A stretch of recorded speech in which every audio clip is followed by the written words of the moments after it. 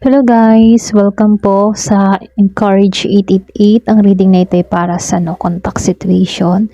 So be open-minded po, hindi halos lahat ay makaka-resonate. Salamat po sa mga nagsusubscribe, sa mga bumabalik. So gamitin lamang po yung mga mensaheng tutugma sa inyong situation. So ngayon titingnan natin kung ano ba yung energy ng person mo. Give me the message. Ano yung energy ng taong iniisip mo? Give me the message. Ano yung energy ng taong iniisip mo?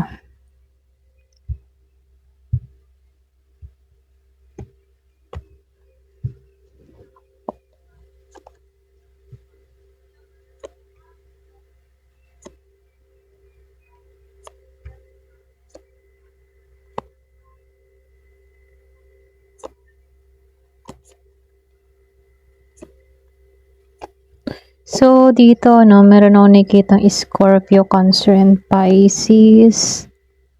Merong Virgo, Taurus, and Capricorn. Gemini, Aquarius, and Libra. Virgo, Taurus, and Capricorn. Aries, Leo, and Sagittarius. So, dito, no, halos lahat naman nandito. Start na tayo. So, dito, no? So, yung iba sa inyo, pwedeng meron kang kadiling dito na Earth sign, Taurus, Virgo, and Capricorn, ano? Kung titingnan dito sa cards, sa Nine of Cups, ano? Meron akong nakikita ditong tao na pakaramdam niya dito, kulang siya, lalo-lalo na nung nawala ka rito. So, kahit may ibang tao or pwede ring ibang option, ano, hindi makuha ng tao na to agad yung satisfaction. So, ibig sabihin, may feeling siya na hindi niya mahanap-hanap yung gusto niya. Okay? Lalo-lalo na sa iba. So, nakikitaan ko dito, itong taong ito, hindi siya masatisfy sa kung anong nangyayari sa kanya. Kahit meron siyang ibang nakikilala, no, hindi siya satisfied. So, dito, no, lumalabas din dito sa Page of Pentacles, itong tao na to, nakikita ka niya bilang isang taong may genuine, para kang totoo. Okay? Totoo yung pagpapahalaga mo, totoo yung effort mo. Hindi ka basta yung tipo na puro salita lang, ano. Kumbaga, ikaw, meron kang, alam mo yun, totoo yung iyong mga pinapahayag. Yung bang tipo na, meron kang, yung bang tipo na, merong willingness, okay?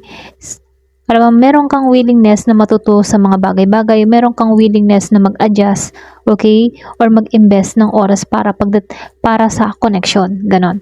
So, nakikitaan ko dito, no, sa Page of Pentacles, nakikitaan ka ng tao na to na kaya mo mag-adjust, kaya mo mag-invest ng oras, lalo-lalo na sa connection. So, pwedeng yung person mo dito, no, hindi niya natatagpuan yung ganon sa iba, okay? Sa ibang tao na nakakasalamuha niya, okay? So, dito, lumabas itong Death Reverse at itong Three of Swords Reverse. Kung titingnan dito, no, para bang ikaw yung klase ng tao na mahirap tuluyang bitawan. Alam mo yon? May mga resistance sa ending dito eh. Para bang kahit sinusubukan ng tao na to na mag-moving on, mag-moving forward, ano, merong parte sa kanya dito na ayaw niyang tanggapin na talagang tapos na kayo. Okay? So, dito, no, nakikitaan ko dito, meron ditong Gemini, Libra, and Aquarius. Kung titingnan dito, merong healing na nangyayari. Pero ikaw mismo, nagiging bahagi ka ng emotional chapter na hindi basta-basta nabubura sa taong to. So, maring naalala niya kung paano mo siya tinulungan makabangon sa pain before. Okay? Para bang merong isang bahagi sa'yo na nakatulong din sa taong ito. Or sa mga dati niyang pinagdaanan before. Okay? So, yung iba sa inyo, pwede meron kang kadiling dito na Earth sign and air sign, Gemini, Aquarius, and Libra, then Taurus, Virgo, and Capricorn. So, kung titingnan dito, para kang, yung bang tipo na, kapag ikaw ay nawala, itong tao na to, dun siya nakakaramdam ng insecurity, okay? Pwedeng nakakaramdam to ng insecurity kasi alam ng tao na to na madali mong makuha yung gusto mo, okay?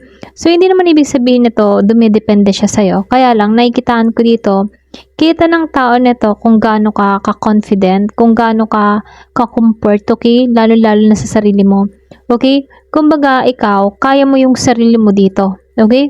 Para bang hindi ka bawasan yung pagkawala ng taong ito sa'yo, ganon. So, kung titingnan din dito, sa Five of Swords reverse, para bang meron kang bahagi dito sa kanya na ayaw niyang, alam mo yun, ayaw niyang makipaglaban sa'yo. Ayaw niyang makipag-away sa'yo. May mga ganon. Kumbaga, mas gusto ng tao na to na magkaroon kayo ng kapayapaan kaysa manatili kayo sa conflict, okay? Para bang sa lahat ng mga yung bagang relasyon ng tao na to, ikaw yung pinakaayaw niyang makalaban, okay?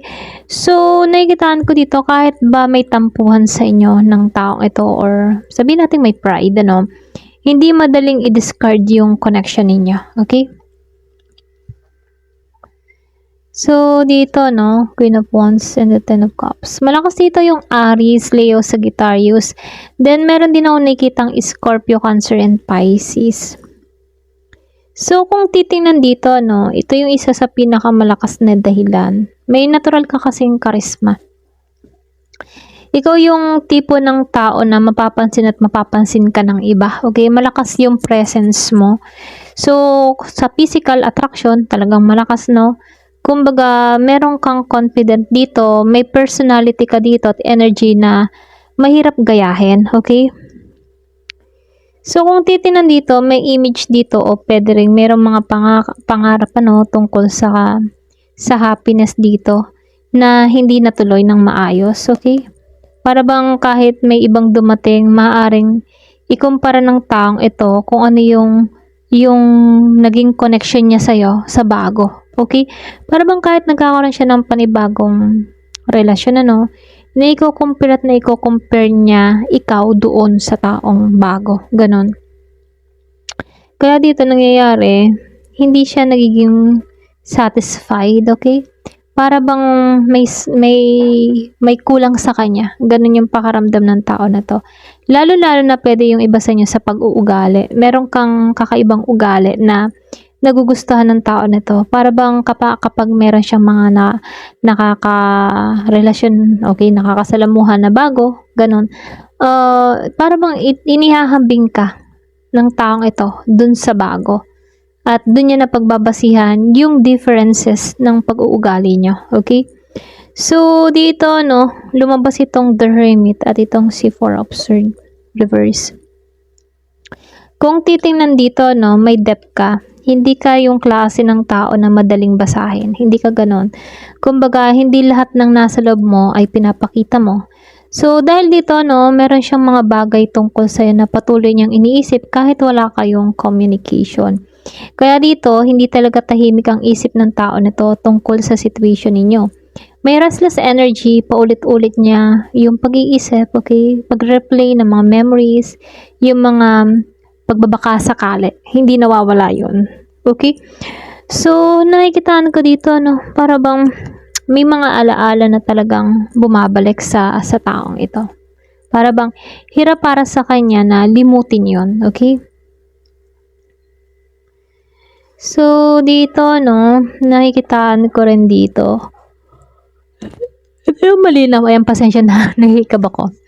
Ito yung malinaw, kumbaga, meron ditong yung bang tipo na ito yung gusto niya mangyari. Si Seven of Cups reverse. Kung dati, itong tao na to, maraming pumapasok na distraction, marami siyang option, maring itong taong ito na pagtanto-tanto niya na hindi lahat ng choices ay kapantay ng connection na meron kayo noon. Okay? Kaya dito, pagod na siya sa emotional struggle. At dahil pagod na rin ito, mas nakikita niya kung sino yung taong tunay na may malaking epekto sa kanya. At ikaw yon. So, may vulnerability dito, no? Para bang may pagkabalisa, hindi siya panatag, ganon. Okay? Para bang may malaking napagtanto-tanto itong tao na to about sa'yo na hindi ka tulad ng iba. Para may something na kakaiba sa'yo or pwede ring itong tao na to, may tingin siya na parang ikaw yung klase ng tao na mahirap palitan. Okay? So, dito, no, King of Pentacles at it's si Eight of Pentacles. So, kung titingnan dito, may insecurity. Malakas yung Taurus energy. Meron din ako nakikitang Virgo, Capricorn, pero malakas yung Taurus, ano? So, dito, no, yung sinabi ko kanina, may insecurity, may instability sa side ng taong ito. Maring hindi niya, yun, para bang, hindi niya nakita yung mga ibinigay mo noon or sabihin natin na hindi nito nakita yung effort mo noon, okay? So dito nakikitaan ko dito na alam na ng tao nito na hindi siya nagbigay ng stability pagdating sa relationship ninyo noon na dapat ginawa niya yon, okay? So lumalabas kaya hindi naman to naging parang ikaw yung tipo ng tao na hindi naging problema sa kanya. May sarili siyang issue na nakaapekto sa connection ninyo, no? Kumbaga, hindi ikaw yung dahilan kung bakit kayo nagkaroon ng separation. Pwedeng itong person mo. Marami siyang issue sa sarili niya. Okay? Ngayon niya napagtatanto-tanto na hindi ka mali. Ganon. Siya yung may mali. So, dito, no, ikaw kasi yung klase ng tao na pinaghihirapan, ano, alam mo yun, pwedeng, yung bang tipo na, yung iba sa inyo, pwedeng mahalaga yung tingin ng taong ito sa'yo, then nakikitaan ko rin dito, ikaw yung klase ng tao na pwedeng masipag, okay, yung bang tipong willing ka mag-effort pagdating sa connection, kung worth it itong connection na to, alam mo yun, so, hindi ka madaling sumuko, lalo-lalo na kapag may problemang dumarating. Okay? So, dito, no, lumabas itong The Empress at itong si Ten of Pentacles. So, ibig sabihin, ano, meron lang mga konting warning dito. Okay? Maring yung iba sa inyo, naubos ka na dito eh. Para bang marami kang binigay. Hanggang na, alam mo yun, para bang marami ka nang binigay na kung saan nakalimutan mo ng alagaan yung sarili mo. Okay? Ganon. At kapag nawawala na yung energy na ganon, ano, dun niya maaring, alam mo yun, nararamdaman kung gaano kalaki yung presence mo. Okay? So, nakikitaan ko dito, no, marami kang binigay na effort sa tao na to. Marami kang ginugol na oras, ganyan. At itong tao na to, ngayon niya nararamdaman yun na, ay, wala na yung taong nagugugol sa aking oras. Wala na yung taong nagugugol ng oras niya para sa akin. Parang ganon. Parang itong tao na to napapaisip siya ng ganon. Nawala na siya. Ganyan. Okay? So, dito, no, meron sana kayong potential dito for long term. Kaya lang, ano, merong disruption. Okay? Para bang hindi kayo nagkatugma ng future plan. Hindi kayo nagkatugma ng pangarap sa isa't isa, okay? Kaya yung nangyari dito, excuse me, para bang ang hirap mong palitan, hindi dahil sa perfect ang relationship ninyo, no? Kaya lang, may future sana na posible na magkaroon ng maganda. Kaya lang, hindi siya natuloy kasi pwedeng iba yung future plan mo, iba din yung future plan ng taong ito. Para bang hindi kayo nag-align sa mga adhikain sa bawat isa, no? So, dito, no, lumalabas itong Ten of Swords at ito, si Eight of Swords. So, Earth sign, Gemini, Aquarius, and Libra. So, kung titingnan na, no, hindi talaga clean yung ending na nangyari sa inyo. Okay? May mga recovery at pagtatangkang bumango dito. Pagkatapos ng mga painful ending, talagang masakit yung hiwalayan, ano? So, ibig sabihin, kahit nasaktan, hindi naman ibig sabihin na wala agad yung emotional imprint mo, no? Kumbaga dito, lumalabas dito na unti-unting nababasag din naman yung mental block dito. Kung dati, pinipilit nyong ikahon or kalimutan yung mga nararamdaman. Pero ngayon, no, may posibilidad dito na mas nakikita makikita ninyo ngayon yung sitwasyon ng mas malinaw, okay? So, lumalabas kahit may nakaranas ng sakit or nasaktan sa sitwasyon dito, nakikitaan ko dito na para bang meron ditong tao na nagkakaroon na ng kaliwanagan sa situation, okay? So, nakikitaan ko dito, yung iba sa inyo mahirap kang palitan. Yun yung tingin ng taong ito sa'yo. Hindi lang dahil sa attraction, dahil meron kang kakaibang karisma. Okay? So, lumalabas din dito, yung kasing naging connection nyo dito, hindi niya lubusang masarado. Para bang kahit nagkakaroon siya ng ibang connection, iba ka Iba yung tingin ng taong ito sa'yo. Okay? Ayun, ito lang nakikita ko, para bang something na kakaiba ka. Kumbaga, hindi niya masusukat yung halaga mo kaysa sa iba. Alam mo yun, kahit meron siyang naipapalit sa'yo, naiko-compare ka sa iba. Yung iba sa inyo, pwedeng meron kang uniqueness or something na unique sa personalidad mo or sa mga mindset mo, ganun, or kung paano ka bilang ikaw, ganun. May uniqueness ka.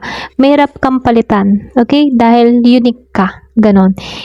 Ayun. So, ito lang po ha. Hanggang dito na lamang po. Thank you for watching. Love and peace.